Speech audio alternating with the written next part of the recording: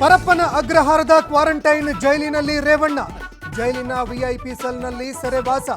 ನಾಳೆ ಆನ್ಲೈನ್ನಲ್ಲಿ ಯುಟಿಪಿ number generate. ಮಾಜಿ ಸಚಿವ ಎಚ್.ಡಿ. ರೇವಣ್ಣಗೆ ಸಂಕಷ್ಟದ ಮೇಲೆ ಸಂಕಷ್ಟ. ಜಾಮೀನು ಅರ್ಜಿ ವಿಚಾರಣೆ ನಾಳೆಗೆ ಮುಂದೂಡಿಕೆ.